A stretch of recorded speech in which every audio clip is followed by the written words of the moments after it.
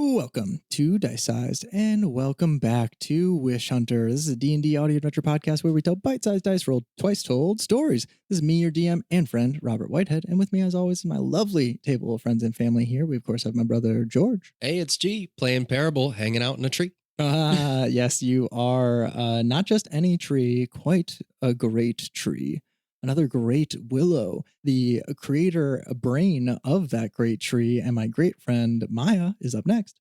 Oh, you humble me. Hey, it's Maya. You can call me Maya. Zin is having a great time orienting her friends to her new friends and showing them the ropes of frozen blueberries and oatmeal. Yes. I like to believe that both willow trees, 1 and 2 wells, and the one that Zin created are connected in some way. Ooh, I love when players do this. I'm taking notes. Yeah, of course I thought so on some level, but now I'm picturing, the Witch of the Willow somehow getting a feeling like as when Esther said, Zin, you have friends.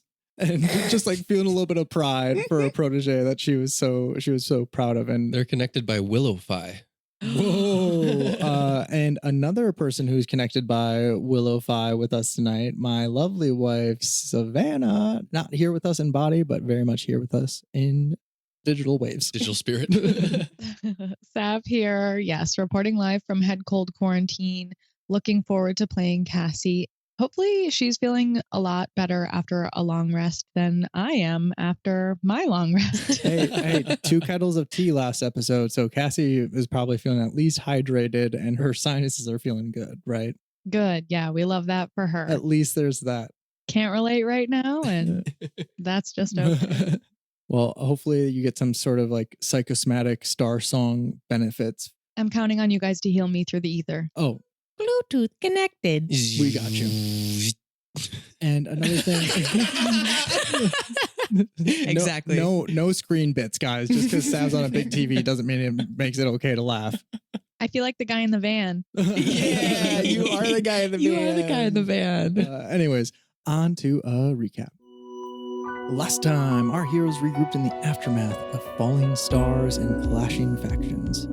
In the calm following the harrowing fight for power, our heroes heard a great booming voice ring out across the astral waters and spotted a ship flying towards them. Tattered purple sails marked with the symbol of a broken bottle. Cassie realized that they had about half a day before the arrival of an airship of pirates, and with them, the legendary pirate captain, Wishbeard. Parable, ever curious, locked eyes across the astral waters with the pirate king and recognized a kindred truth. Wishbeard was a demi-shin, just like him. Cassie, meanwhile, puzzled over the word pirate, knowing much of privateers and sailors from her mother's tales, stories that suddenly hinted at a far wilder past than she'd ever expected. Zin remembered history too, the infamous Spellbeard, and stories of a pirate who raided for magical power, thieving for it even before the Great Wishing. Was this new Wishbeard the same infamous marauder? Zin, Parable, and Cassie reunited with Zin's old companions, Igor and Esther, who had long believed her dead. With a happy heart, Zin gave Esther the Aras pendant, proof that the man-boy tyrant who once controlled them was dead. They spoke of many things, Scotty, Cleric Hazel, and the Luckblade, to name a few. That's ours. He's around your neck. He's dead. Never forget it.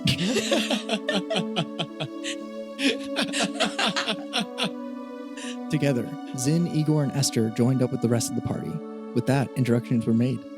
Lemillion and Villano sparred against Papaya, Dapple tended her chaotic menagerie, and the Wish Dragons, Saphandria, Gloom, and Glimmer, cared for the living Wishlings. Cassie's father, Claude, then stepped into the fold. This specific reunion was far from warm. He revealed the Starwatch Tower's creation of a bounded field to draw in living wishes, and he told 2 truths that ignited Cassie's contempt. Claude had known that the Great Wishing was coming, and almost worse, he'd known that her mother wasn't dead. As Cassie rose to respond, Raya too was stirred to move. "How dare you?" she said, storming in and poking Claude in the chest as she leapt to Cassie's defense. From the shadows came another figure, Atalanta, and from the shadows behind her, Parable emerged in counterpoint, snapping cuffs around her wrists. Then came Soraya's message in a bottle, scratched and astrally worn, which emerged from the starry waters. Cassie pierced the veil of reality that lay around them and realized that even the sliver of star that remained was acting as a domain, protecting against, but also disguising the madness that threatened to overwhelm the lands apart. This world was a lie, a broken dream held together with sticks and string. Parable anointed Lemillion then as a wish hunter in training. Soon, he was joined by Igor, Esther, and Raya, and even Volano, each swearing oaths in their own way, all becoming wish hunters of the first well, rather than wish hunters in training, but still, all bound to this new well of power that you three had created as fully realized Dominari. Then something miraculous happened. These three Dominari, Zin, Cassie, and Parable, founded a new domain. Together, they wove a great tree. Zin shaping its base in countless rooms, Cassie crowning it with an observatory, Parable filling its branches with a grand library and archive. Together, they built a home. The night, if such a thing still existed, beneath these fractured skies, passed in peace. Parable and Brick opened the great tree's archives and offered Atalanta a place within. Zin reunited in full with Igor and Esther over a long overdue slumber party, and Cassie shared one more pot of tea and uneasy words with her father and Raya. We rejoin our heroes now as you have all awakened and gathered atop the branches of your new bastion. Upon one of the massive swaying branches of this great willow, you await the imminent arrival of Wishbeard's ship, the Bottle Breaker. In the distance, astral waters swell and surge, rising and falling in strange rhythms. Though the sky has fallen and there is no true cycle of day to night, the astral waters pressing against the domain boundary do seem to almost brighten, as if responding to your expectation of day. I just need to clarify one thing with Cassie. Assuming there was some amount of transparency found in the discussion you had with Claude and Raya overnight, I just want to ask, does Claude know the full story now? I don't think it was ever fully revealed that specifically that, like, your mom is alive. He strongly suspects it, but we've never told him directly. Could you first tell me what he would have said if I asked him in our conversation to expand on what he meant when he said that she had never died? As you stand upon this massive swaying willow branch, Cassie, you have a slight flashback as you think of the conversation you had last night with your father. And in response to your question, he said, "Oh, the thing is, I knew she was out there. Something inside me just knew it. And you know that doesn't happen with me. You know I have to prove things." And that's one thing I think that Cassie and Claude probably got along on, is like the need to prove things to themselves. And Claude just knew it deep down, but still obviously wanted to prove it. And so I sought the stars, and every time I had any amount of success, my higher up stopped me. I've been playing the good boy ever since, trying to, for the lack of the better phrase, climb the ladder at the tower so that I could eventually seek her out further, but I always knew that she was among the stars. Just an inkling? Just a feeling. I've been searching Felt her. it in your gut? I mean, when she disappeared, her body wasn't found. Cassie, we never buried anything. Yeah, I'm realizing that. Okay, reflecting on this conversation, Cassie definitely didn't let on very much about what she's learned from Raya, any knowledge of her mom, Soraya, being all powerful up in the sky. I think spitefully, she feels entitled to keep that information to herself, and not ever having been given the trust and respect to hear about her dad's inkling or suspicions, she's gonna pocket them for a little while longer. He might find out from someone else. He might start to catch on. Something might slip. And I want him to feel caught off guard and out of the loop and like he hasn't been considered. So no, I don't think Cassie shared much with him. I think it's just maybe notable silence as you don't respond to, at one point he says something about, she was such a powerful wizard. She knew magics greater than anything. Even, I just have to believe that she had a way out. And this is the first time he's ever come clean about her being a wizard? Yeah, probably directly. Growing up, Okay. it was probably just like, yeah, your mom can do amazing Yeah. things. I mean, fuck you, dude. Like, I feel like I owe him nothing right Nothing. now. Okay, cool. I mean, it's coming from a spiteful place. She's heated, she's feeling very resentful, and she's feeling, yeah, I think spiteful is the best word. I don't know that won't soften over time, but right now I just think she's feeling a lot of fuck you energy. Okay, awesome. Yep. Very well noted. I think Claude's under the assumption that Raya is like some sort of high level like wizard of divination, a portent sent from the past even, but He can suspect what he wants to. I mean, he can ask her and she can be honest with him. That's fine. I think Cassie has no qualms about letting him find out in the least efficient way possible and then feeling shitty that his daughter didn't tell him. I think Raya follows your lead, allowing him to experience what you experienced. Cool. And we cut back to the morning that is, which is again upon a great swaying, massive willow tree. Any other notes that you guys want to make, Zin or Parable? Parable has spent a lot of time walking the branches, practicing a balance in the elements that he's just kind of not used to yet. I love it. I've been thinking, like, being a genie, maybe like the inner ear is suddenly unneeded.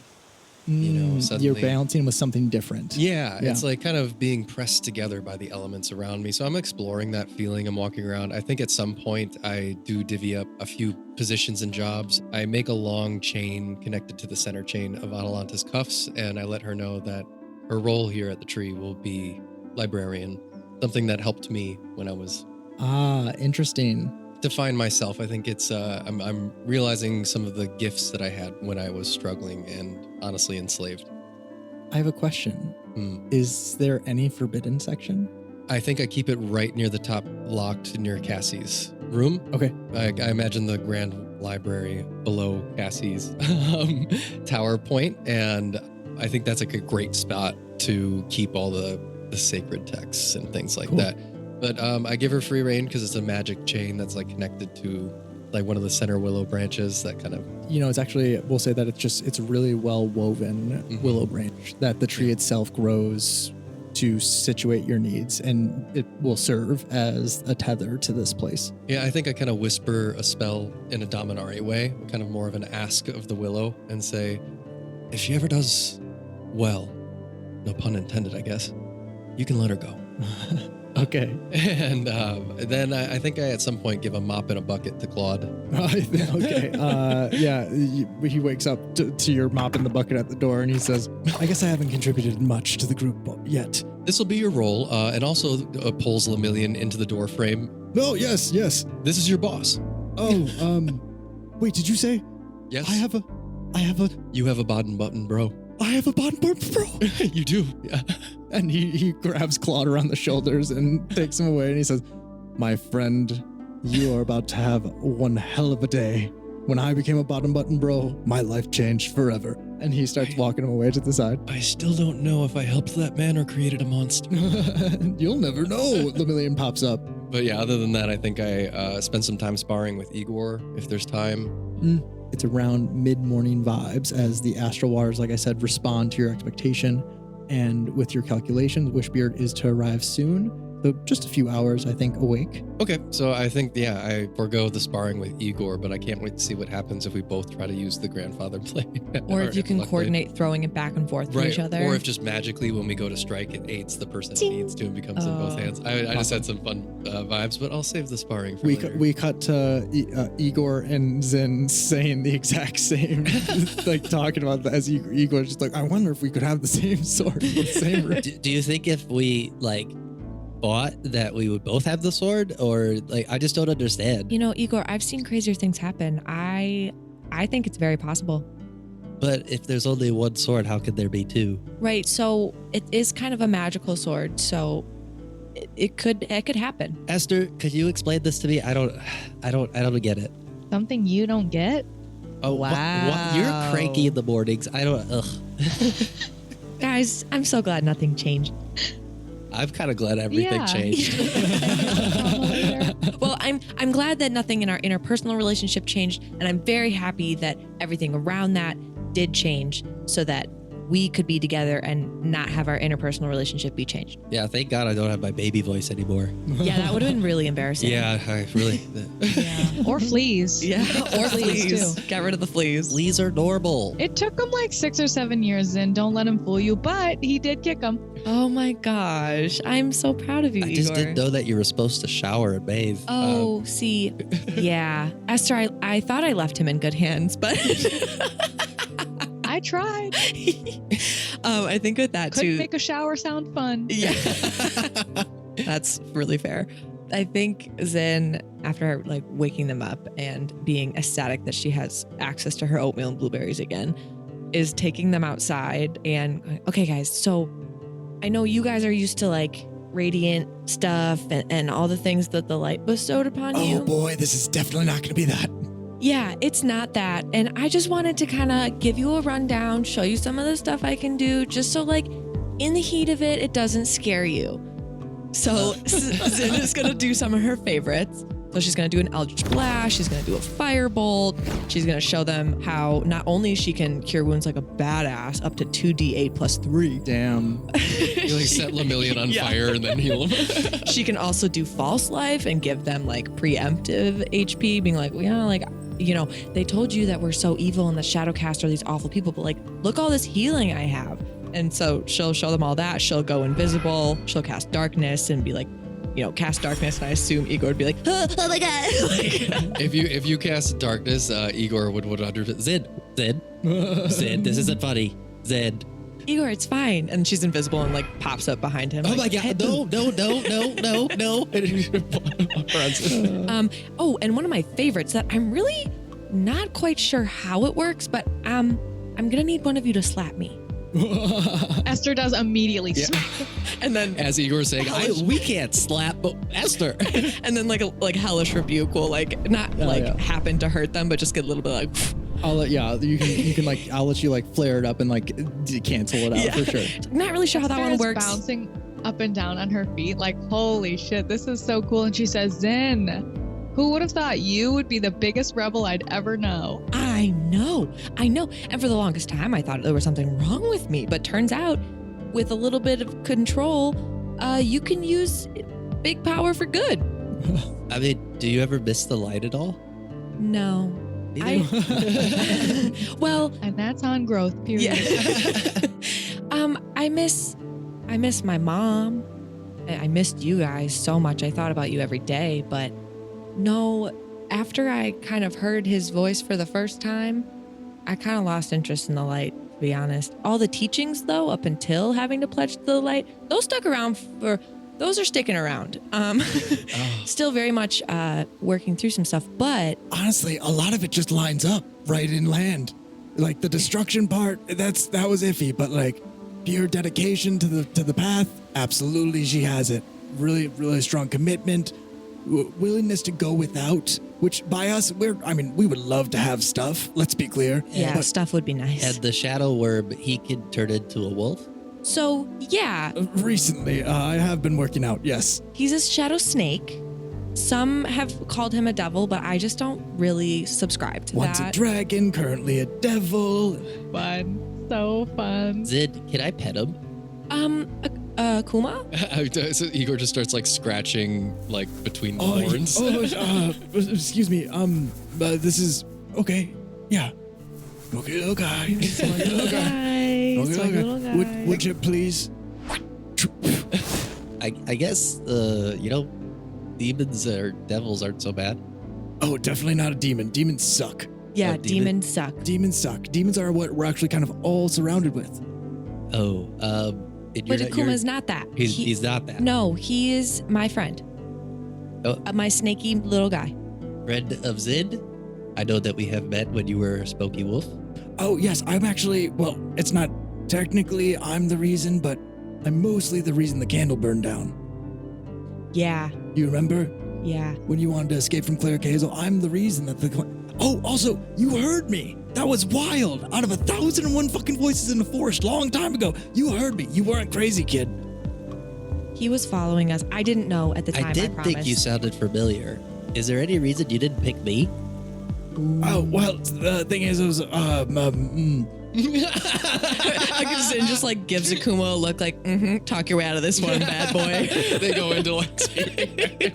well, destruction, protection, it just doesn't kind of always line up, Well, you know see, what I mean? I wanted to change the world. You wanted to be big and strong. I could be destruction. Maybe, no, you don't have to. Igor No. like punches a pillow. I'm not sure that would have done the trick against Aris, Igor. Oh yeah, thanks for. I mean, I don't think I really wish ill on too many people, but Aris sucked. There's no one holding any rules over you now, Igor. So if at any point you're like, maybe I shouldn't because, don't worry about it. Let it go. Can I count to 11? You can count to 11. Igor immediately just starts. 1, 2, 3, 4, 5, 6, Yeah. 7, Yeah. 8, Uh-huh. 9, Uh-huh. 10, One more. Fun. 11. Whoa! Wow, everyone, you're all so excited about that. That's really fucking, Akuma. Akuma. Thank you. Yes, would you please?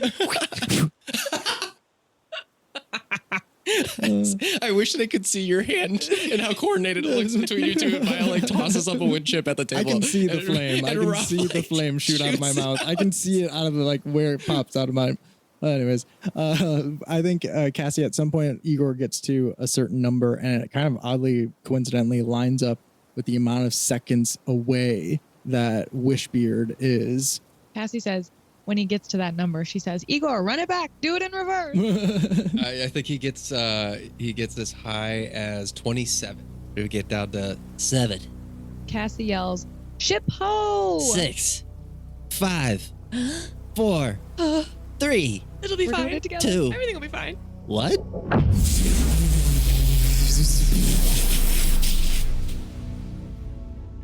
I'm never counting over 10 again. Off in the distance, astral waters ripple and split as the Bottle Breaker, an airship of dark timber and tattered violet sails marked with a broken bottle, breaks through the domain's boundary. You see the lumbering galleon tilt, its keel shifting in your direction, and in a matter of minutes, the ship nears, sidling up alongside one of the massive willow tree branches. I'd say you guys are only about like 1,000 feet or so from the edge of the domain. So this thing makes its way pretty close. Do you guys make any sort of hostile looking movements or friendly looking movements? He is heading your direction as this ship veers towards you. Honestly, I would love to think that Parable's out on one of the branches. Oh, cool. Since Willow, would you mind making room for the ship? I don't think we need to protect ourselves from this one. You feel for a moment it stir at your words. Like kind of like the parting branches of the willow. Give me a Arcana or Nature check. I like Arcana, just with my change in like Cool. magic elements. Halflings don't get that one.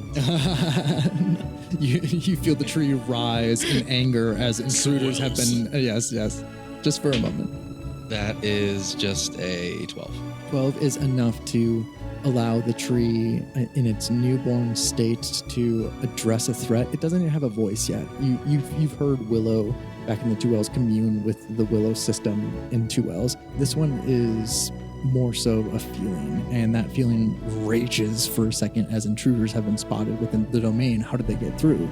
And then it recognizes, especially with you touching it, the bark somehow warms. It like burns your fingertips kind of slightly as magic courses into your hand a little bit, and it just does enough of your spellcasting circuitry to like capture some sort of arcane fingerprint.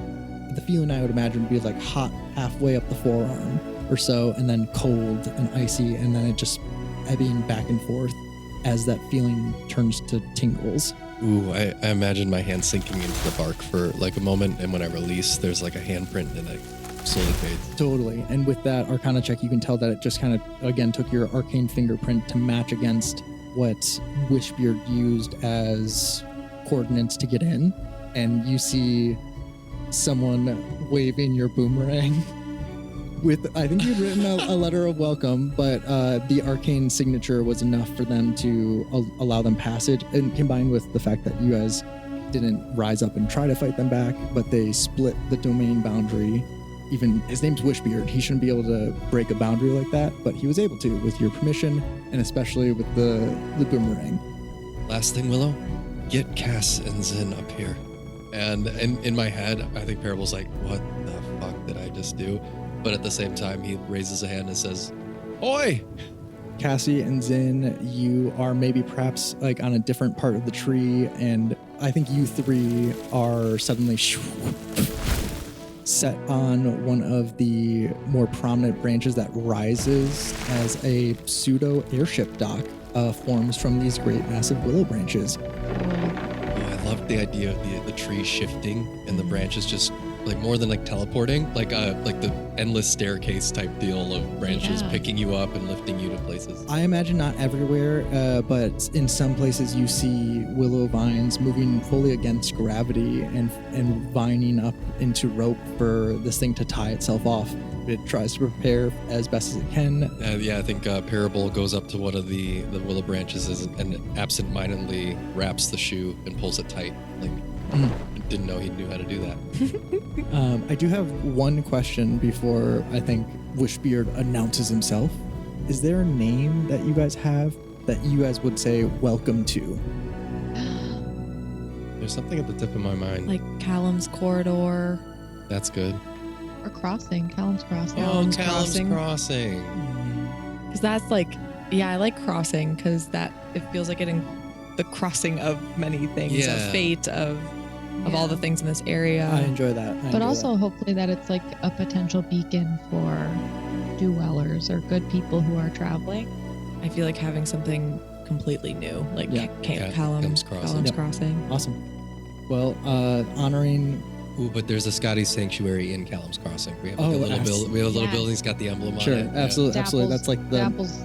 Oh yeah, totally. That's like Dapple's menagerie. Ooh, yeah. Yeah. Happens to be at the base of the rainbow. Just happens. It all comes together. A great honor to Callum Scully Lachlan. But before you can offer your welcome, you hear a great booming voice boom from off the deck of this ship as you see many heads pop up on this crew, all of them unique in their own ways. Some of them unique in the way that they seem infused with the elements, similar to Genasi, but less obviously so. Others you see made more of mechanics, as if they are part man, part steampunk. You see Fortuny. give me a history check actually at that. I actually think what I would do in this moment, if we started to see any elemental heads pop up, like, Nix, more? Do you know what those are in the machine guys? I will give Nixon Moore a couple of checks too if Maya and Sav want to roll those. Hell yeah. Just a history check. Yeah, and you guys can add +4 flat for y'all. I got a 10. Moore got a 17. Nick's got an 8. Interesting. With a 10, it's just enough to realize probably not for Tunai, because the most you know is like to enter the great machine is to forsake the flesh. Any flesh at all is just wouldn't be seen in a Fortunai. They would be of the great machine. So most people take that literally, as if like people would hide their skin, like they wouldn't be showing it. But you see these people are part machine and part not, but they are definitely partly organic. So that doesn't hit true. You only know that you're wrong there, that they're not Fortunai. Nick's not enough to know exactly what they are, but you know they're not primals. Got it. They feel more akin to man. They feel more akin to a mortal, but somehow altered. More, you understand that they are changed by something that you see has a symptom of the elements, but in and of itself is actually something more base. Maybe you've always had an inkling that there's something that like exists alongside the elements, which is called aura, and how a world is filled with vital aura. Maybe you've always felt like that this is part of what is wrong with the cycle, the fact that the world used to have a million bajillion amounts of different types of aura. Now it only has 3: fortune, fate, and favor, that exist as these 3, like, maybe you don't have those words for it, you just have this idea of like 3 powers that kind of underlay the elements that all elements could be made of. These, if you had a word for it, they would be vital something. And then the word springs to mind, Vitali. Those vibes aren't from around here. Do you always have to do the bird thing? You can talk. They're a bird. Not well. Those vibes aren't from around here. Vitali is what they is. Vitali, it sounds familiar. Vitali. Nix, do you see anything? They're not one of me. That's all I know. I guess that's helpful. Yes, Zin, I don't know why I let them in. It felt right. I think they're Vitali. I don't know what it means, but I guess we have a welcome here to get ready for. Yeah, I'm really trusting you guys that this is a good thing. All my history points to not a good thing, but once again, I believe you more than my history. Thanks, Zin. You were so excited yesterday. I mean, I am really excited. I'm just starting to realize the consequences of my decisions, and I'm starting to get nervous. Yeah, I mean, we have the Willow, we have all of our friends here. This will be fine. This will be fine. We're like Dominari now. Like, what's a pirate to Dominari, you know? You were so excited to meet him yesterday, Yeah, Akuma says to Parable. I'm still very excited. I think I'm just nervous. I'm putting a lot of trust in my mom's opinion. I'm not sure if this is the right choice, but I'm hoping that my mom won't lead us astray. And she's a god. If she trusts them, Yeah, what are we supposed to question? we get right. I mean, this will be fine. I really think this will be fine. Yeah, we're all like facing each other, not even looking at the ship. Yeah. But Parable, I think you should lead because wouldn't it be cool if a pirate thought that you were our leader? I mean, I guess I could pretend. Okay. You're gonna do great. And she like pushes him in front of us. Top button, bro. Click, click, click, click. Open, close, open, close, open, close. Turns around. Salutes. He's just completely different demeanor. Just like big and tough. Awesome. You guys are fully ready to receive Wishbeard as you see many unique individuals pop up and over around the crew. You do also see Wishbeard himself make his way to the stern of the ship, put a strong boot atop the side of the ship, and he looks towards you all. Avast! Wishbeard is here to say hi once more to Lady Luck herself if she's here. I've heard she might be. Sir Wishbeard, I see you have received my boomerang. Yes, and welcome to one of the Silver Blood as well. I appreciate the warm send. He is like me. So puffs his chest back out. Zin is thaumaturging his voice, so it's way louder than it actually is. Welcome to Callum's Crossing. And I lean a hand way down and do a flourishing bow. Aye, a beautiful place it is. He hops off the ship, gives you guys like a big group hug, and squeezes all 3 of you. Oh, okay. Okay, This is great. Those are big arms. Wow. Really big So arms. strong. that's a lot. Fast friends, huh? He does kind of seem to like grow in size, as if Parable, you've accepted your Jinn nature a couple times, and you two feel it within yourself to gain power, but he does it not out of violence, but out of like a want to exude more emphasis upon the act as he hugs you and he says, "Aye, fast friends we will be. I knew fate would be my friend. I knew it all. I think Soraya, you are clear skies they call you, but clear skies I've not had in many a year, and today I feel it once more. She is with me." Parable's hugging back, like when people handshake and they try to squeeze harder and harder. I think Parable's hugging as hard as he can around like his torso. Awesome. Did you say Soraya? Oh, yes. Oh, a picture of the lass herself. Did you get the bottle? I did. I've wondered for years what was on that. You'll have to tell me. Just joking. I read it long ago. I didn't unstop her. I used magic. I'm not an asshole. Don't you worry about that. But I saw when I saw that it was a ticket for trust. I appreciated it for what it was, and I knew then that Soraya had set me right, and she always had. But damn, that wizard is something special. Well, it seems like we have a lot to talk about, but how did you get through the storm? Can we start there? The world is literally falling apart. How did you make it here?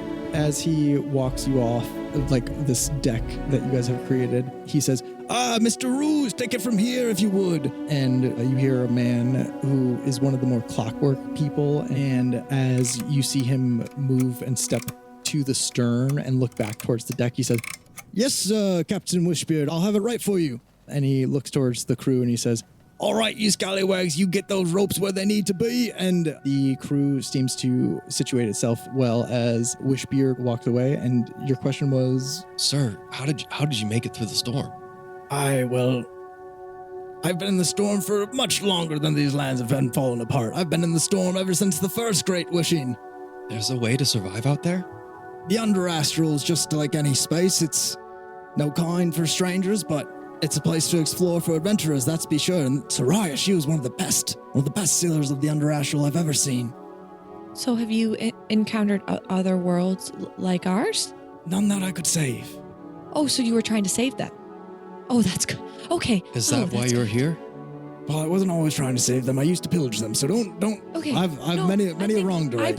I know that people can change for the good and for the better, and I believe that you are that. Is that why you're here? Oh, no, lad. Before you guys enter the full tree, he says, I should do one thing. And he looks towards the crew and he says, why am I here? Why are we here? To save the storm-tossed and fateless fools that find themselves without kith, kin, ken, nor keel neath their feet. Well space is no place for the weak of will and wanting only for wonder. Wonder there is to be had, that be true. Trouble is that it goes hand in hand with the most unknowable and ancient terrors in the underverse. Breakers, what is our quest? You see they all, like, lazily and informally, but very much in response and in unison. To bring a little luck and fate to the luckless, fateless bastards of the lands apart, Captain. That be it. Luckless, fateless bastards to the land apart. Sounds like Sin's like writing this down, like, okay, taking notes. Parable is kind of hearing the stories from the book well, and he's like, oh, wow. Sir Wishbeard, did you ever meet Goodbeard? Oh, he's a legend, my friend. He doesn't exist. What? Oh. Sorry, my friend. Well, Parable looks at him like Santa Claus is not real. He doesn't exist in this fragment. He might exist in another. That's what I'll tell you. But you're just a sliver of a world, my friend. I'm sorry. It's just. Oh, the odds aren't likely. It's so nice to meet you. I was just really hoping to meet Goodbeard. All right, he's real. I'll just fucking with you. I just don't like the man. He just doesn't do good business. He's not all that good. I'm gooder than good Wishbeard. I knew it. Yeah, Parable's like a little unhelpful because he's kind of blushing and really fawning over Wishbeard. Like, he's sitting too close. He's like really leaning into every word that he's saying. And he gets like ice cold at one point. Again, Parable just like garnering all of the conversation. He like drops into storyteller mode, noticing that he's gotten your attention. He's like, lost in well space we were, all for years we were. Wandering the Under Astral, avoiding Eldar where we could, fighting them where we couldn't. Now we're here, ready to fix things straight. Excuse me, Just like Soraya said, clear skies there will be once more, I'm sure. You said that you knew her. Like a sister. you had mentioned, you were fighting what?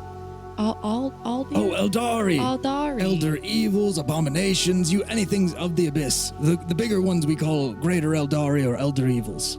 Eldari is kind of a nomer for all of them. Akuma, you're not an Eldari, are you? No, definitely not. Again, not a fucking demon. Why does everyone keep calling me that? Oh, so they're demons. Oh, gotcha. I'm sorry. But I sometimes apologize. Sometimes they're like, okay, so he's throwing a lot of... Looks like a duck and quacks like a duck. He's throwing a lot of shit at you that I've been really hedging on for a long time. He's kind of blowing open the whole thing. Like, you guys just found out the world wasn't real. Are you jealous? Did No. you want to be the one to let me know? Well, you're not even surprised that I knew and didn't... You're not mad about that at all? You know, Akuma, there's a lot of things that you haven't told me. I'm just, again, accustomed to people lying to me at this point. It's a whole new personality trait of mine, I think. Okay, so I was doing it to protect... I'm realizing that sucks. Mhm. Okay, I'm realizing I was... Sucks a lot. Yeah. Yep. Okay. Yeah. And once again, information should be shared, but Okay. I understand your reasoning. I don't respect your reasoning, but I understand it. Okay, so can confirm we are in a fake world surrounded by the abyss. we're not in the material plane as most. That word doesn't make sense to you. We're not in a real world. To get to a real world, we'd have to do a lot. Oh. Part of that involves saving this one. So when I said I wanted to change the world. I meant make the world. Okay. So have we done that? No, but we changed it, which before it was impossible, and now we've got a fucking chance. Oh, The okay. tiniest sliver of a fucking chance. Okay, so one might say, knocked over the first domino. Am I right? Smoky guy. Smoky guy. High five. It is so funny to me that Akuma, all about destruction of a fake world, and yeah. he just wanted to build something else. No, I just wanted to I literally want to destroy this one because this sucks. Like, I just want to get to regular D&D, guys. Yeah, and I think Akuma. because we don't hear this, right? This is just going on between. Yeah, This is just in her head. Yeah, I think Parable continues on and says, "Sir, I don't want to be rude, but you're Vitali, correct? Oh, well, at least your crew." How'd you? One of the blood, I can see it in you now. Something spoke to you. It just One of your elemental voices, I'm sure. Oh my God, you know about the elemental voices? You flinched. I'm not crazy. No, yeah. I speak to the stone. You're a little crazy. Did you hear that? No, your demons are your own. We're your person. They are demons. No, they're not demons, Akuma says. Everyone's getting things mixed up. Yeah. He draws in Zin's mind, he draws a picture of the sliver of the world that you're on and demons all around it, and then he puts a big X around it. He says, "Not here." Okay, no, the demons haven't made their way here. Akuma really needed me to tell you that. They're not here. Yeah, They are out there though. whispers, is he mad at me or something? Akuma? No, he's just a little flustered right now. Okay. And I just continue on with Wishbeard. I say, I didn't happen to know Soraya, but we, in a way, have her here. And I look at Cass. Cass looks at Raya. Yeah, and then is Raya near us?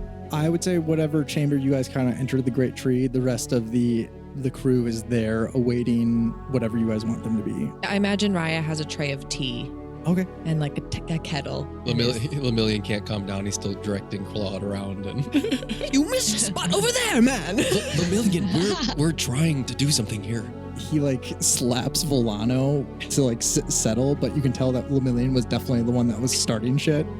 And he says, get in line. And then you see Claude behind him also step in formation as Raya steps out. I'm picturing Lemillion can't stop talking all right, gotta do the right things. I've gotta be in the right spaces. This slaps Volano. All right, Volano, calm down. I think they do kind of all scatter to the rest of the places of the tree as Raya comes in and says, I think we've got enough people around. I'm going to go say hi to an old friend. I think I'd like some privacy for the company. I think she just does, she doesn't want to handle this shit in front of Claude. She doesn't want to handle, she feels so many things. So she just simplifies the situation and kind of sends people about their business, and people listen immediately because it's a woman made of stars. She looks first towards you all and then approaches Wishbeard with a tray and kettle of tea. And then as if something takes over her, she attacks him. And it seems like an attack until Wishbeard kind of goes with it. And let's see who gets the better of one another. That is Wishbeard, and it's a 9 on a 9 for the first roll. It's getting a little And sister. It's a little dapple with the wormling moment here. it honestly does look like sister vibes, because Raya goes to kick his ass. It's not cute cuddly. She goes to truly fight this guy and moves to hit him in the head with the kettle as Wishbeard holds up a hand, and a breeze of wind blocks it for a moment, and he brings up another fist of stone and goes to punch at Raya's face. Raya drifts underneath the stone fist that would crush a column of steel. This continues for a few bouts. They're sparring. Exactly. And to the point where they slide apart to different parts of the room, and they point at each other with finger guns, and they say, "Ah, you bastard!" Sir, Wishbeard, sorry, there's no roughhousing. No rough. Wait, is this okay? I think they're friends. Okay. Well, Parable's up on a stool, the hands out and stop signs out to each side. Raya says, breath as bad as always, but you still fight like the best. Excuse me, what be your name? I have to ask. You can't be Soraya. I know that she's in the sky. Well, it's Raya. That was fun. I think I know her a little bit better now. And she looks towards you, Cassie, in like a moment of pride. It reminds Cassie so much of roughhousing with her mom when she was young, like that same playful energy. And so Cassie was probably just standing there, starry-eyed, for lack of a better term, admiring and appreciating just the lighthearted playfulness that was coming out of Raya in those moments. Totally. And probably solidifying a deeper sense of trust in Wishbeard, at least for now. Awesome. Anything else as Wishbeard and Raya settled down from the fight and the conversation? Wishbeard kind of looks towards you all and says, well, I have much to say, but if you have anything to say first, I'll hear it. Before there's any more rough housing? Oh, it's not rough housing, boy. It's practice. It's just a little bit of practice. It was out of nowhere, but that's fine. A little bit of sparring, my friend. You tell me you never had a fight with a friend in the morning? Thinks of Igor. Maybe I will. And Parable is going to ask, I guess before you tell us anything, this whole journey for us started trying to protect this world that apparently doesn't exist. And we saw the star fall. We saw places that we were considering going to save. Are they even still there? Oh boy, if you can think of them, they're there. Especially if you can't think of them, then they've disappeared. What? Is there anything that you can't think of? I think Parable's actually really good at this. And Interesting. This is fun. He opens the good book and thinks of things he can't think of. Give me an intelligence saving throw. That's just a 10. 10 is just enough to save, I think, and get it. Okay, cool. You've run through the index and there's no missing spaces. I think I go through the people that I kind of feel first, and like the two wells, Mojo. All right, if you can name them, they're there, my friend. If you can't, then they've been lost to the gloam. That's another. We're getting much too far ahead.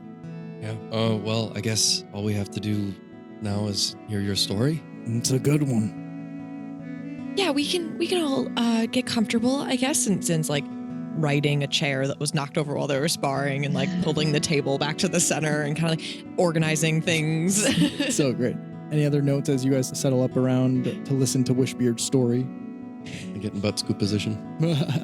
Zin is gonna minor illusion a map onto the table, kind of like a hologrammy map of what she knows, kind of like what Brick saw earlier. War table. Yeah. Cool. Just to like, so this is what we know of our of our not world. And yeah, maybe maybe you can make it make more sense as you tell us more. A not world. Beautiful. You see, Like KNOT, but also NOT. Oh, Like a not world. there is an odd level of distortion amongst your minor illusion as you've created it as Brick sees it falling apart, and at times like elongating into almost like ribbon-like strands of land. But you capture all of the slivers of domains that are present within the lands of fate, as well as the big two massive powers of the lands of fortune and favor. Yeah. A few branches come down and plug into the table to keep the illusion going on its own. As Wishbeard brings you all in for a story. I'll tell you my story. What is it, you ask? I was there. I was there when the Wizards 3 spoke their wishes. I was there upon the deck of the Oathsinger, most beautiful ship I've ever had. I was there as they argued amongst themselves. I was there as their apprentices watched alongside me. I didn't have a crew then, just me and my lonesome out in those under astral waters. I watched them look upon a sky very, very similar to the one that I see now above me. Really no sky at all. Then they came to a decision. I watched them step back, clear skies, looks towards you, Cassie. Soraya, prettiest wizard I ever did meet. A wizard of luck she was, so she wished for it. She wished to give this world the luck it needed. Next up was that silver-haired fellow, a wizard of time, it said. I don't know his name, but he wished too for something that made sense for him. A little more time for the world to prepare. Now when the third one came, and the Wizard of Wish, a violet-skinned man, demi-djinn like myself, like you, looks towards you, Parable. They were surprised at his wish.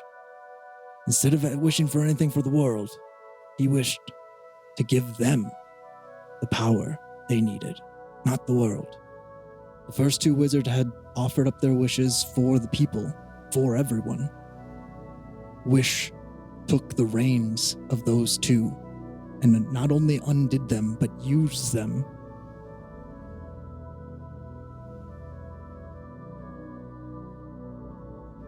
That change of one word unraveled the building energy between them. I wasn't ready for this. None of them were.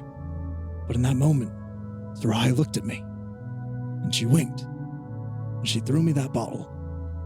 So, even if she couldn't stop it, I have to believe that she in part saw it coming.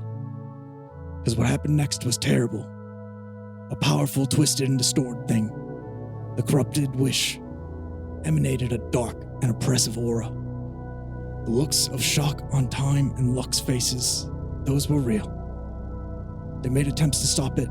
Even Luck, who gave me a look for a moment, she did her best. At the end of it, Wish just said something, and I couldn't get near. None of us could, not through the gale. All he said was, "I'm afraid we must ascend." And with that, he gathered up the energies around them. They disappeared. I found myself without a ship, drifting in the underastral.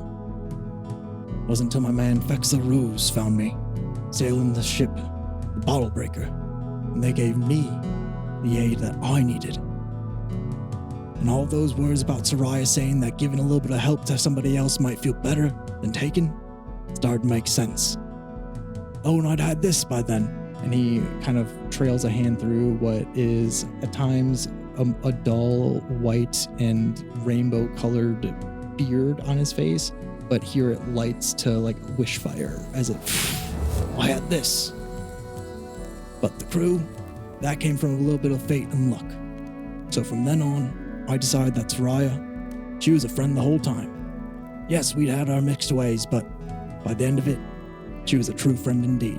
It'd give me a new ship, new life. And I have to believe that that wink meant that where I'm standing, this is the best path I could have been. How long was that? It's a stupid question, my friend, not in the underastral. Time doesn't exist, not in the way you want it to. Well, that's what I mean. It doesn't seem like this was as far in the past for you as it might be here. Correct on that, my friend. Both longer than you could ever know, but also like it happened yesterday. And the underastral pain stays with you until you are out of it. That's the thing. It builds and it builds and it builds and it builds. And boy, am I happy to be rid of it. So, Mr. Wishbeard, sir, so we know how Soraya, or you said Wizard Luck. Yes, let's not speak her name in good company. Yes, the goddess sign. I would believe that we're safe here. No, I don't think those other two could find her. So that's right, the other two. So we know how the goddess sign affected our world. How did Wish and Luck come to play? Well, it seems like Wish is the one that made them gods. Aye, that is how it played out. Soraya spoke against it. I heard her several times say that the gods had fled for a reason. That being gods wouldn't solve no problem that they couldn't solve as mortals. Okay, so whatever happened to Time? He ascended along with them. But if Soraya can affect, the goddess sign can affect us down here, what did Time do? Well, for the longest time they were fighting. Waves in the underastral. With each clash, they'd ripple. Cassie, he talks more about these ripples, and they like line up with your scientific discoveries. Even though the star never moved, the rest of the cosmos reacted as if it had been sending out this sort of energy, these pulses of conflict within the star. It didn't show signs of breaking up other than cosmic seismograph type data. He was able to see that. Well, every clash, the sky changed. I can't believe the facade kept as long as it did. But Time, that bastard, he gave this world time. That's what he did. I have to believe that he took a big slice of it for himself. I saw domain right bigger than this on my way in. Well, honestly, he gave us as much as we needed. We made it safely. How did the gods shape the world? I mean, I think that might be what Zin's asking. It's hard to think in knowing the gods in any way. Because if they made this reality, even if it's fake, there's so much pain and distortion. It just makes me angry. But without the time, we wouldn't have been able to achieve what we achieved to save the world. But why? I know they're trying. It seems like they're just trying to help, but I guess I'm just frustrated that we're in the world that we were in, and they could have helped. They tried, but Cassie, I think in this moment, the letter that Soraya sent you of be braver, be better, we did our best, might ring in your mind. But that's right, though, that they seem like they've been in conflict ever since they ascended, so I don't know what Wish was possibly thinking. I don't think Parable's had those validations yet, so he's just finding a little bit of frustration and anger, looking up to this idol that's telling him these things, and just having a really real moment as the world's ending of like, was it worth even trying to save? I know that all these puzzle pieces have been laid out for us, but can I trust you because of what we experienced? Well, and also feeling manipulated, like thinking that we were doing this great thing, and now all of a sudden it's like, oh. We followed the rabbit down the hole. Right, we followed the rabbit down the hole. Shit.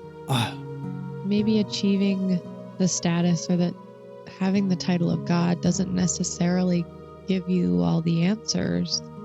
And as frustrating as it is, maybe by the time they ascended, it was too late for them to realize that the good work and the impact that they could have might be better done from where we stand.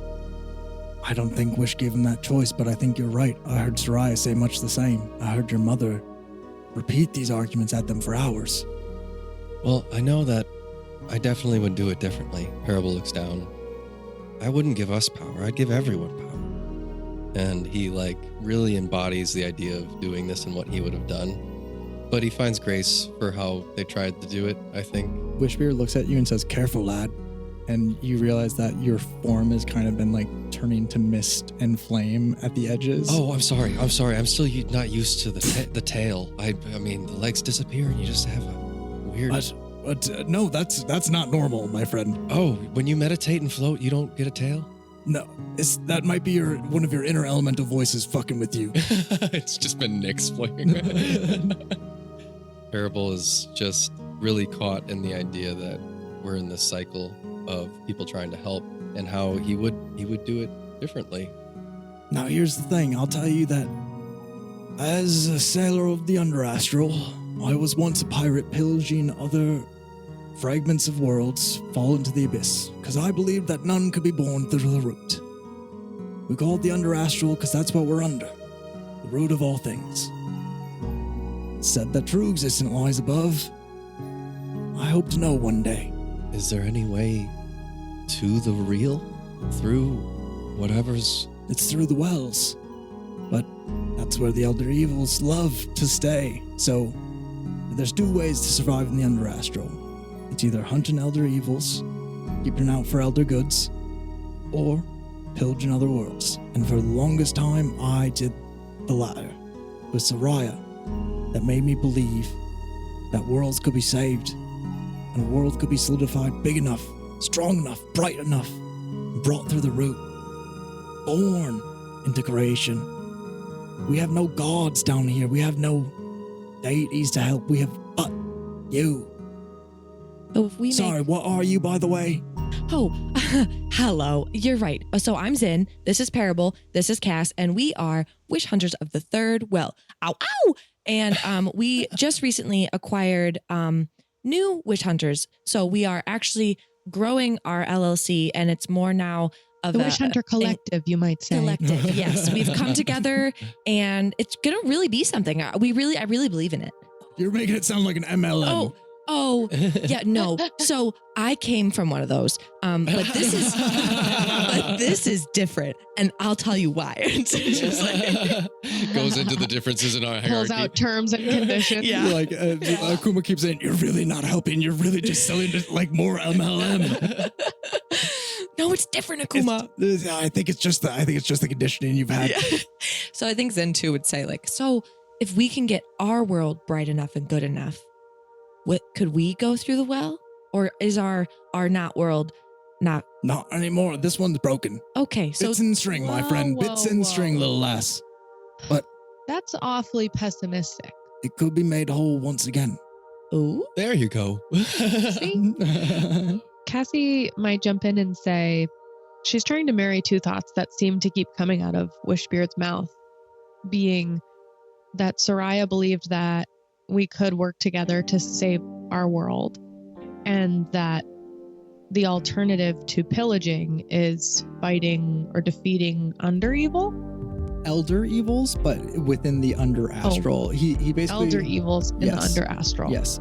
So are those two things the same? Was Soraya's belief that that was our other option, or are they two different ideologies? He was speaking more towards just surviving in the under astral and how well space is an incredibly dangerous space because it. it's So you filled could either- with eldritch abominations that you could risk your life and hunt down and thus protect, because they're always hunting world fragments. So it's pillage or pillage. It's pillage or pillage, but it's pillage for the good of worlds or pillage for the good of yourself Against- at the cost of other dying worlds. right. It really does seem like some sentience or sapience in a giant ocean of raw magic that will eventually be reality.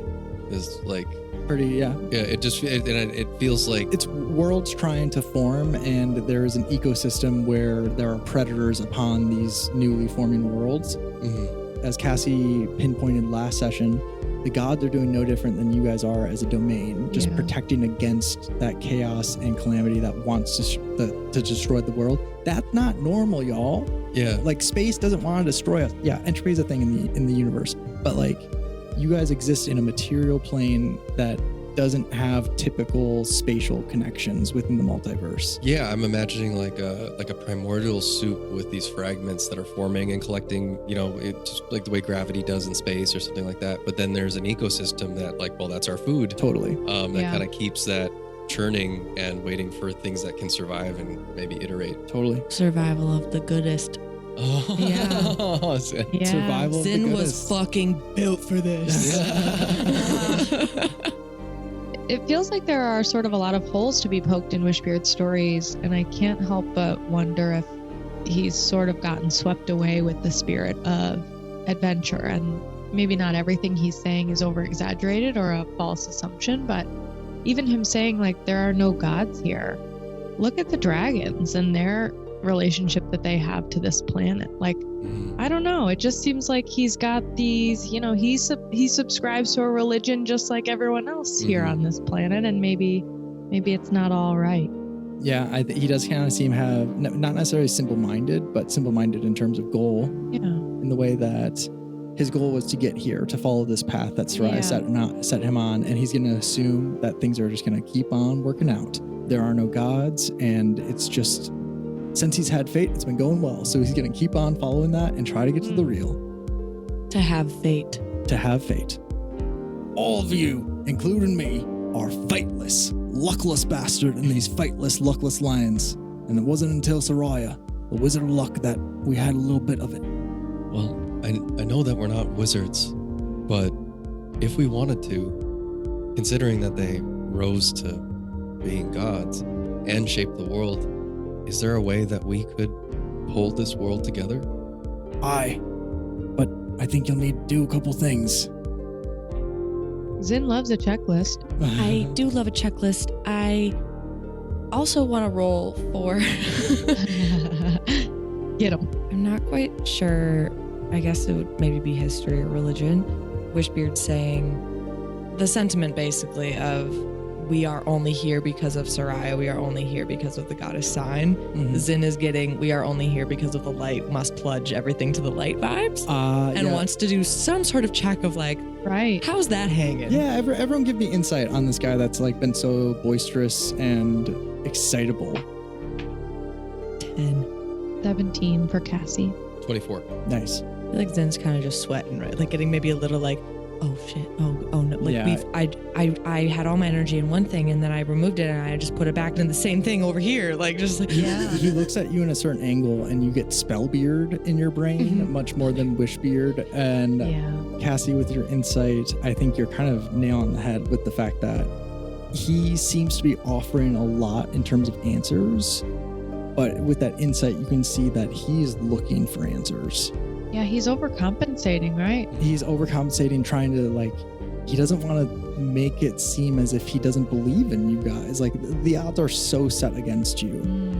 And Parable with that check, I think you can tell that he's fanning the flames, just as Cassie feels. You feel elementally so, as he's almost working himself up to make it believable and possible. But it's even to him. I think the 17 and the 24 are enough for Cassie and Parable to understand that he does not believe it to be possible.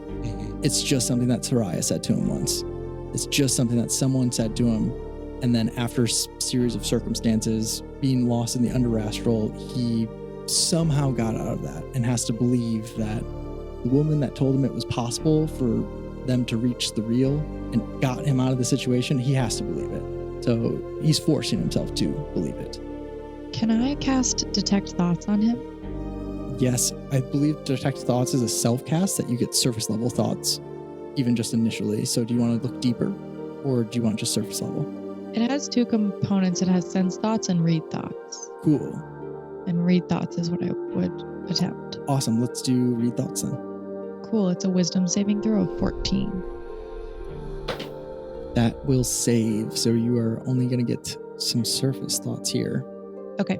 And I think those surface thoughts are much in line with what he is giving in terms of energy. Cool. Okay. One slight difference is the fact that you pick up on just evidence that he is fanning his own flames, that he's working himself up. You catch one line of thought in his brain where he says, "You've got to make him believe it. You've got to make yourself believe it." And you can see that he's struggling. A little bit of a show, but it seems to be for the good of y'all. Can I ask one more clarifying question? Absolutely. Earlier, when Wishbeard started telling his story, very early on, after you had mentioned how each wizard had made their wishes, I think you said a line, something along the lines of, with one word, with the switching of one word, everything changed. Mm-hmm. Can you go back and remind me what that was referring to? Maybe misspeaking a little bit, because it wasn't necessarily one single word. It was the fact that Wish rephrased his wish to be for himself. So wishing for us rather than them. Wishing for the power for us to protect the world rather than wishing for them to have the power to protect the world. Them being the gods or whoever was out there already? Them being the populace of the world. From every villager and every child, everyone upon these lands. Instead, he wished for the wizards 3. Thank you. Of course. Yeah, I know that we're not wizards, but I think we could do it. I do pull out Brick, and I say, I don't know what it means still to be Dominari, but if we have anything in us to just reshape this world enough to travel, you think we could? I look at everyone, not just Wishbeard. I look at Raya and Zin and Cass. I think Zen continues to look around the room too, absorbing it, the thought of leaving again. Yeah. And wondering, at least for Cassie, is there more out there to be saved, or is our world now just these people? Is it worth leaving this world, this version of our current world, our current bubble behind? I see 3 options as it be. Raya says, I see 2, but go ahead. Well, oddly, I missed you, sassy lass. I see 3 paths ahead. 1, we make a claim for the other lands and we conquer them. Raya says, I knew you'd just hear say, we're not doing that one. We're not conquering people one by one. Well, sorry, I just thought it would be fun is all. Or, as our little missus said here, pointing towards Cassie, we could make a break for the route. Leave this all behind. Perhaps sign all she wanted to give us was a chance. We have that. Perhaps this world, this tiny fragment, perhaps it would be enough. I could never know. But it would be dangerous. The third and clearest option I see is to fly up there, find the Wizard Wish, and bring him down back to mortal life. I know I've got a well of power on my ship, enough to feed my crew. Favor and fortune are our food these days, but it's also the blood of the gods. So With that, I think we could take them. With power enough, power of wishes, power of favor, power of fortune. Unfortunately, Zariah seems to have given all of her power back to these lands, but So she's not up there anymore? not that I can sense. Her in time, I sense the residue of, but I have to believe that's just the taste of a meal after it's been eaten. That's a terrible metaphor given our last 5 days. Oh, I didn't. Did you tell me about that? A lot of hunger, a lot of power. Yeah, really just a lot of absorbing screaming. things. All the screaming. Now, can I get a screaming. drink, by the way? Tea? I've got cinnamon plum. Wishbeard shares some tea with you guys. Do you guys have any other questions for him? So many. Yeah, well, I mean, yeah. yeah. So many. Parable's been surreptitiously playing with Brick. He's been reshaping to the weirdness that's going on. He can't really formulate what's going on around us. I do know we have our little spot and stuff. But I try anyway, and I'll roll for this, but I want to try to open Brick. Give me a sleight of hand, arcana, or religion. That's a 14. You just don't get it. You get. Can Zen cast guidance. I'll use a luck point. Okay, luck point and guidance. Let's see what you get. Just kind of comes over and like puts her hand on Parable's shoulder as he's playing with Brick. Total of 17. 17 is unfortunately still not enough. You get to these points of frustration where you feel like you're just about to get it, and always like before, you'd have to force it, and when you force it, it just doesn't always work the best later. So yeah, you get to these points of infallibility that you're just not quite able to slip past. I can't use another luck point, can I? I mean, you could, yeah, I guess if you want. Burn him. Yeah. I'm gonna use one more. Oh, This is a Jesus 12. Christ. That's my last one. Wow. An 18 on the die. I could cast guidance again. Yeah, guidance stays up. Guidance is a concentration cast. Yeah, I think it looks like Parable's almost like sweating, trying to get this old puzzle that you said he glows every time that, and like the time almost kind of skips back for him. Totally. This is He tries DC to- 20. So, DC 20, what are you at right now? 18 on the 18 die. need Roll a two. d4. That's a 3 on the D4. Nice. With a 21, you are definitely able to open Brick here as you. What's it like physically as Parable manipulates Brick in this way? I think I just try to zone out because the pieces keep moving. And instead of trying to find anything stationary, I just kind of let them move and push them in momentum around. Instead of like a Rubik's Cube, it feels more like a globe you're moving things across. And when it starts to split, I twist it. And I think I see like magical roots for a second kind of climb out and vanish. And I look inside Brick. As if air escaping from a capsule, tiny, tiny, tiny at the very center of Brick, a place that you've always just assumed to be one solid, full mechanism at its heart, it's actually two. And as you crack that open, just slightly, finding the perfect corrugated grooves to slide apart, invisible lines suddenly appear as you break it open, and inside you find a seed. Oddly charged with a dark energy, seeming broken in part, but also full of life. You're seeing like a flickering light, the dying ember of something that could be great. In your mind, you feel that this would be a power to create a world unto itself. Perhaps you might call it a world seed. I look at it for a second, and then I close Brick. It's like the Wall-E moment of Wall-E realizing. like it's like my eyes are glowing and you see the reflections of the seeds in my eyes and it's like magic between my fingertips, and then I close it and I like see it. Can I roll a sleight of hand to see if Yeah, it you is? can just roll a slide. Wishbeard looks over. Oh, what's that? That's a 17. 5 on the die won't get him there. Yeah, I think you successfully hide it away really quickly. But you have something quite special within there. Power of creation of worlds, or you don't. Power untold is resting inside a Brick. I knew you were special, buddy. And I think I really try to subtly and look at Zen and Cass and say, guys, I have to show you something Right now? later. Oh, okay. Oh, later. Okay. Deal. Let's look at thing later. Okay. As you enjoy your first cup of tea for the day, Everyone give me a perception check, and you can do this with advantage as you are the dominari of this domain.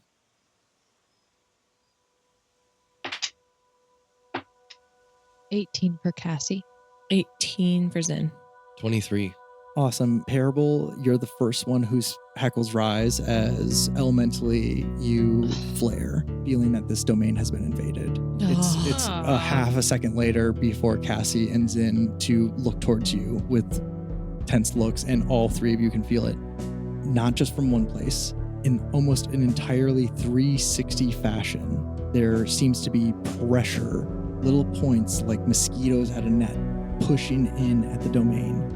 And the first feeling that you get is of that pressure. One pokes through, and then you feel many presences within this domain invade. Parable flares silver. His eyes go white. His skin goes silver. His voice drops. We're not alone. It goes back to self. Guys, do you feel that? I do. The roots are screaming. The roots are screaming. The tree's telling us we're not alone here. My man Ruse is contacting me. He says there's creatures afoot, demons. Does your ship have cannons, sir? Akuma! Some of the best. And there aren't cannons, but they do the same thing and they're damn fucking cool. Zin is gonna cast Wall of Fire in a way of like we did before, the bubble kind of pushing out. It's just kind of like, not my home. Awesome. Not Callum's Crossing. And fucking tastic. I will add that in mechanically to what will be an invasion and the defense against next session. Cassie, any last notes as we prepare to fight off this invading force? No. Cassie's ready. Oh. So is Raya as she looks towards Wishbeard and says, just like the old days. And I think there is a perfect place to end our session unless you got any other last notes. I think Parable steps out to the edge of the tree and just blows air out of his breath. And I want to ask you if I can cast Nistul's magic aura as a false aura around the tree. I just want the willow to look like it's like on fire. Okay. Like an intimidatory way? Yeah, like I just wanted to, like a tree bursting into flames. Oh my gosh, so we had the like wall of fire burst and then the tree just starts Cool. aflame. But we're just standing there like it's not affecting us. Ah, yes. The natural enemy of demons. Devils. As Akuma says, this is good destruction. And there we will end our session to fight off these eldritch Eldari abominations that seem to be creeping in to crush your domain and the fledgling power that lay within. Damn it. You guys starting to think we're bad luck? Things just keep happening. No, we're just like so cool that like everyone needs to come and get a taste. We got you're right. a slight glimpse of one conversation or two from the wizards, right? And to hear that time and luck are no longer part of what's going on up there and it's just Wish, I'm very torn on whether we go towards the root or go fuck up Wish a little bit because I'm kind of pissed. Yeah, bring him down here. Who made you? Well, yourself, but you know. Again, though, I gotta say of Wishbeard, like, what the fuck does he know about feeling who's still alive up there in the stars? I mean, I don't know. He said with a whole lot of confidence, like, doesn't really feel like she's alive up there. And it's like, what are your qualifications? Yeah. Where are the receipts? Where are those receipts? But the rest, like... To be clear, Sav did lick her finger and stick it up to the air, which gotta test the vibes. I think they could hear. So good. Yeah, I mean, towards that point, Cassie did also have feelings of time and luck within Wish. Is that in the same capacity as what Wishbeard means as residue? Is that different? I think that's a very good point. Are they fighting to get out? Is Wish like ever? Did he just the rest we'll have to save for the after show. And if you want to hear us on the after show, come join us on the Patreon. We'd love to have you. You are a friend if you're listening to us, but you're a best friend if you're on the Patreon. Besties. We'd love to have you, but seriously, we love telling the little bit of extra story that gets to happen over there, and it's getting juicier and juicier by the minute. So with that, I got some stuff to say here, y'all. Unless anyone got anything to plug or Check out Lore Score on the Patreon. oh yeah, check out our lore score drops recently. I'm going to be dropping those on Tuesdays following episode postings. So between episodes, you can always at least listen to the tasty stylings of one Madly Musical Mind. That's G for you. Yes, he is Yeah. a Madly Musical Mind. But yeah, besides that, I just got this to say. And this has been a bite-sized dice roll, twice told story, told by yours truly, Rob Whitehead, and brought to life by my players, G-My and Sav. To post about the show, use hashtag DiceSized. That's DICESIZED. For more like this, find us on Instagram and follow us on Patreon. That's patreon.com/DiceSized. Dice-sized.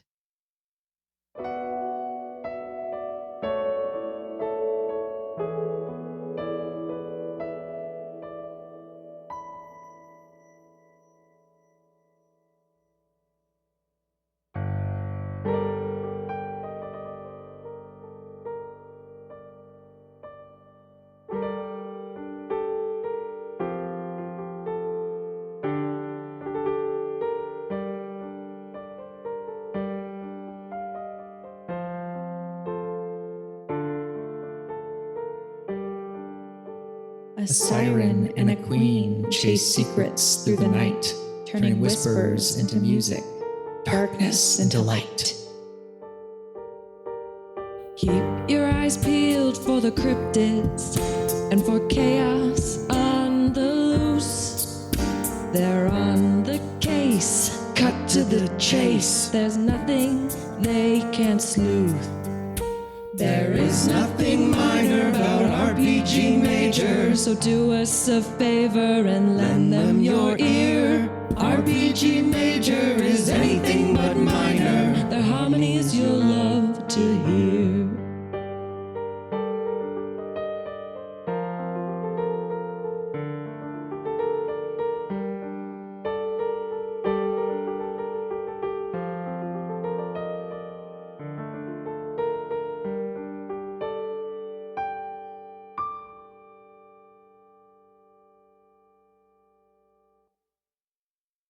RPG Major is an actual play like no other. Welcome to Snapdragon Landscaping and Investigation. I know you guys handle mysteries that are non-standard. I think that one of my coworkers is a changeling. I was conjured. I am the Pirate King Fabio from the books. You're not asking the questions that normal people ask. Can I do a quick check to figure out if this man is a ghost and doesn't know it? Sure.